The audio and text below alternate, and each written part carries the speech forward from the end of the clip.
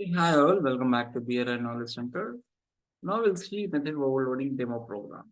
Okay, so how we are going to define no single method with different signatures, right? How we are going to achieve different operations with the different scenarios. Let me share my screen, right? This is my class, right? Inside of my class, right? I have different methods, method one and method two and method, right, method, same name, right? Which inside of method, every method is having its own logic here. This is going to print one method, second method, third method, fourth method, fifth method. Looking at here, this is not going to take any parameter or argument, but here it is going to take one parameter, and here it is going to take one parameter of string type, and here it is going to take two parameters. Here again it is going to take two parameters, but order is different. Here int string, this is string and int. So we basically achieve this method of overloading by just defining method arguments differently, or method arguments with different data types, or method arguments in different order, or without arguments, right? How I just written here, same method with different possible ways, right? Now coming to my main method here, right? So I'm going to just create an instance for this my class here program, right? I'll change this to method overloading method overloading. And for this class, right, I'm going to create instance for this to invoke all these below methods. And when I call this method, it is going to invoke first method. When I call this, it is going to second method like that. It is going to invoke all the individual methods. Looking at here, the concept is method name should be same. That's what our motto here in the polymorphism or method overloading. Method overloading is nothing but a method should always same, but the signature will be different. Here the signature is different. Here no argument, here one argument of integer, here one argument of string like that. Okay. When you run this, and you will see the output, right?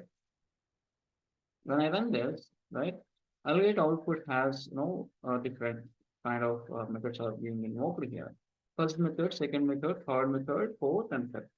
This is how it is going to invoke the same method, right, with different actions here, right? That's what a method overloading is happening, and that indirectly invokes or implements a polymorphism here. Understood? Now, let me go back to my this program here. Let's see operator overloading, right? A demo program. Go back to my Visual Studio. I'll simply define one operator overloading here, right? One thing is like, I'm just going to have another methods here, right?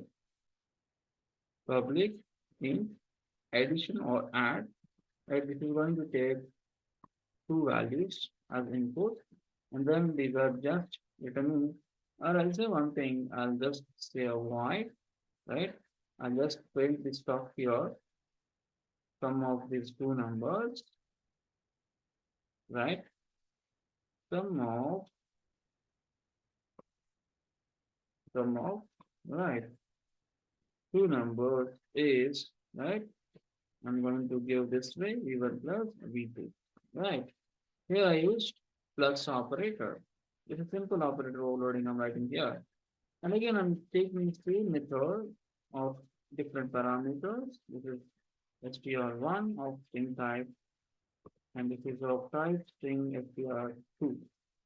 Now, I'm going to say that concatenation of, right? That concatenation of, right? Two strings or two strings, right? If here, I'm going to use str1 and str2. Now go back to your main method where you are invoking here, right? After this, just invoke method 10 from 20. It is going to do a sum of numerical numbers. It is going to, invoke this thing, right? Concatenation. Welcome to operator overloading. Understood?